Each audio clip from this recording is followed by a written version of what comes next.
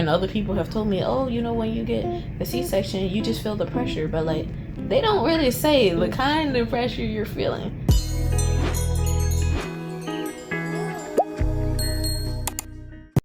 Okay guys, well, today's the day I'm gonna get induced. This is my little vlog.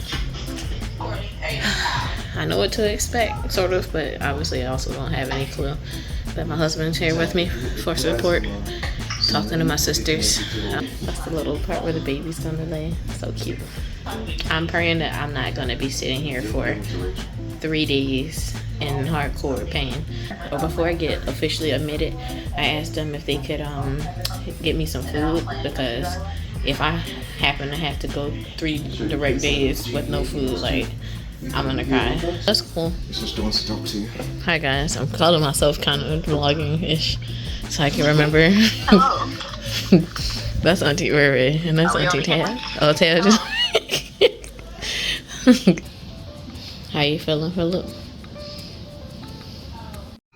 It's really hard to be up in this hospital watching the Food Network. I ordered my lunch at, I think, 3 o'clock, or dinner, and it's still not here yet. I'm trying to remind myself that the baby is surprised at the end. Just a quick little update. So they inserted the pill that is supposed to start the induction. And then they're gonna check back with me at 12 o'clock. I decided to opt for a C-section because when they started talking about that Folly balloon, no thank you. We're gonna pass on that really hard. I'm not gonna sit here and prove a point to anybody. I just took some medications for preparing for the surgery. I'm kind of a little nervous about getting a needle in my back, but you know, I'm also tired. They spent all night putting 3 pills on my front butt, and I don't want no more of that. Let's rock and roll. I had to come back to do this update so I could get my thoughts together, because yesterday was so strenuous. But as you saw in the last clip, I opted to get a C-section. When I was in the room getting the Pitocin, not even the Pitocin, the pills that go up against the cervix so that it can soften it, prepare you for labor. I got 3 rounds of that, and neither of them were effective at all. So then the nurse comes in moments later, and she's like, okay, well, the only next step is to use a Foley ball. And I've seen videos about that. So I was like, you know what? No, thank you. I was already having in mind the idea of getting a C-section because honestly, I didn't want to deal with all the stress. I didn't want to go 3 days or potentially go 3 days with no food except for clear liquids. I didn't want to deal with all of that. I just wanted to get my baby up and out of here. So, you know, the doctors come in and, you know, they say, well, you know, these are the risks, da da da. I'm like, okay, that's fine. God will be with me. I trust that God will keep me. If not, I have repented for my sins, and I will be with my King, Lord and Savior, Jesus Christ, immediately.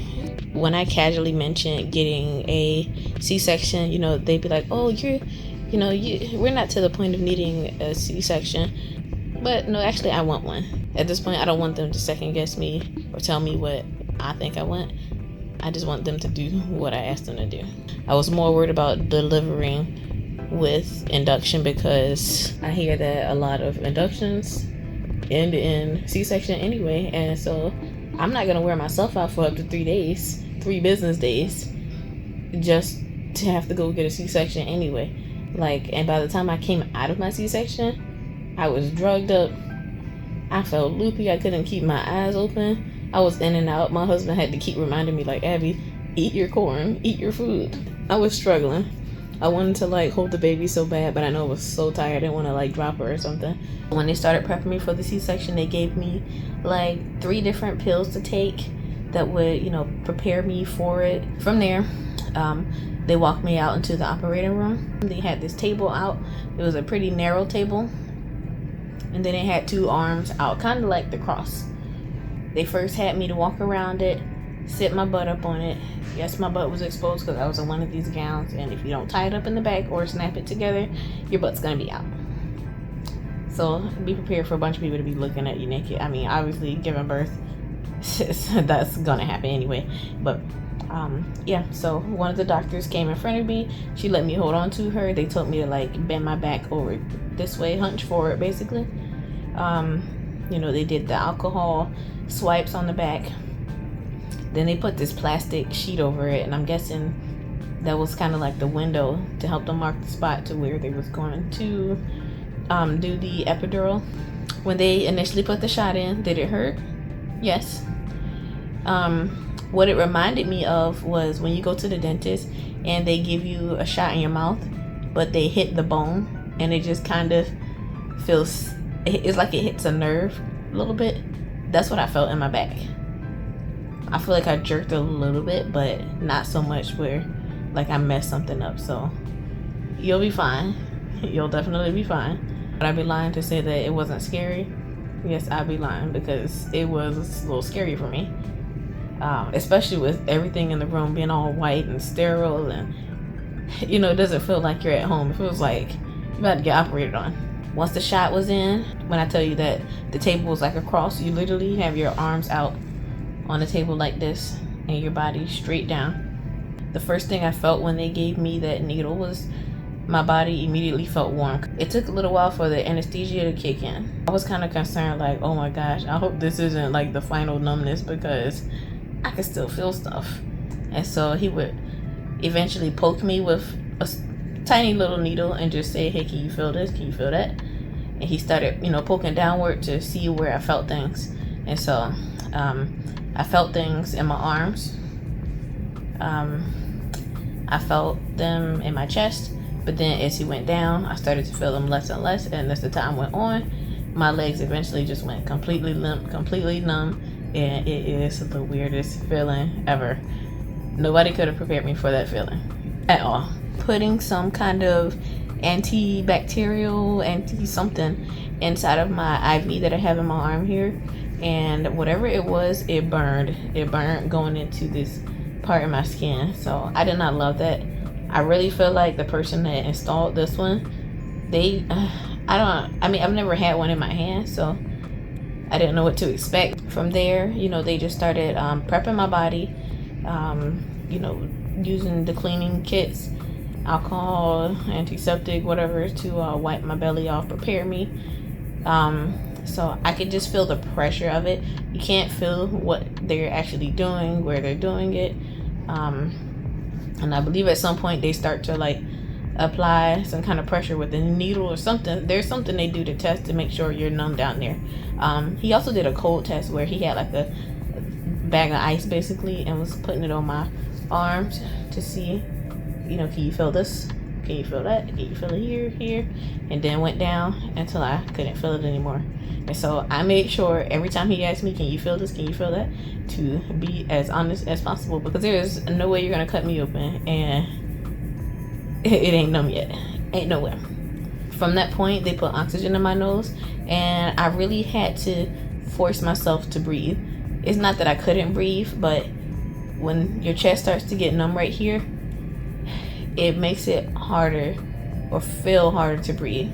And I was just patiently waiting for my husband, or urgently waiting for my husband to hurry up and come in there, because he had to get into his scrubs to sit with me. First of all, I want to mention that my baby was 8 pounds, 2 ounces. They had to force my stomach down to push the baby out. So I felt them. At first, I felt one person on one side pushing, like, with a lot of pressure,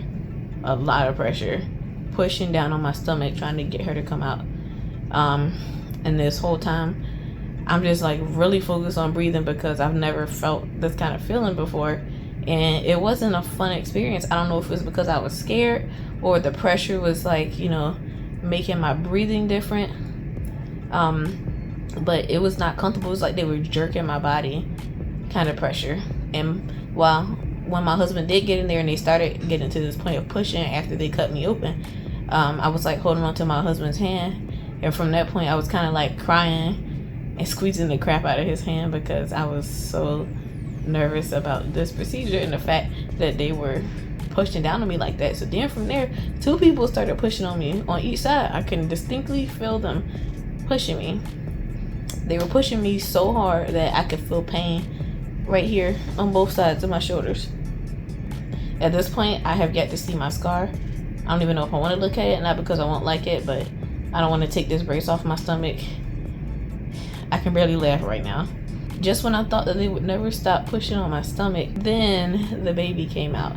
I don't know, for some reason I thought they were going to put a slimy baby on me, and that would have been okay, but that's just not what they did. They just showed me her, and you know, I said, "Oh, so cute," but then they took her over to like the warming spot, and then they took my husband over to help with her, because I guess they had to cut the umbilical cord and all of that.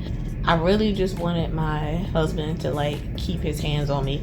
So, you know, if you have a support person that's going to be in there with you doing the C-section, and you like physical touch, which that's my love language, have someone to touch you. Have someone to like touch your chest and shoulders, not just hold your hand, because it really helps to like bring you back to life and like take you out of that shock.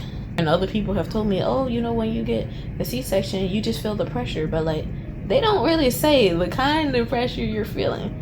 Because I'm thinking, you know, oh, they're just going to cut me open, reach in, grab the baby, take her out, and voila. I feel like it was this Marvel characters were in there freaking tearing the life out of me without me actually feeling it.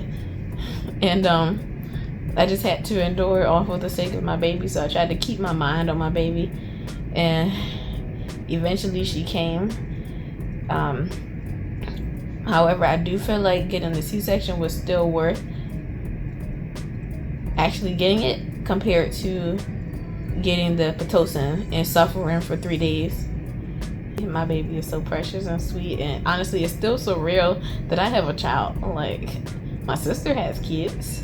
I'm used to her having kids. Me having a child? Who let me become an adult?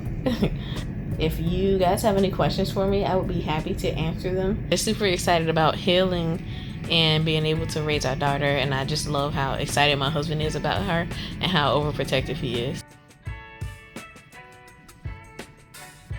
I'm not even gonna lie to y'all, the best part of my day is the hospital food.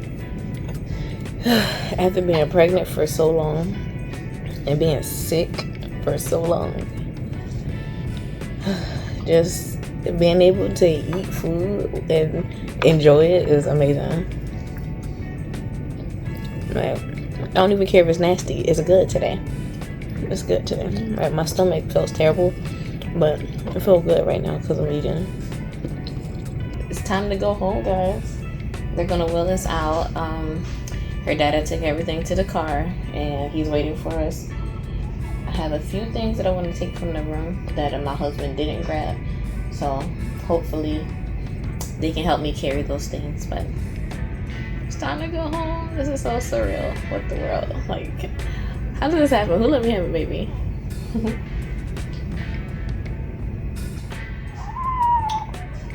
He has this cutest squeal. Come in.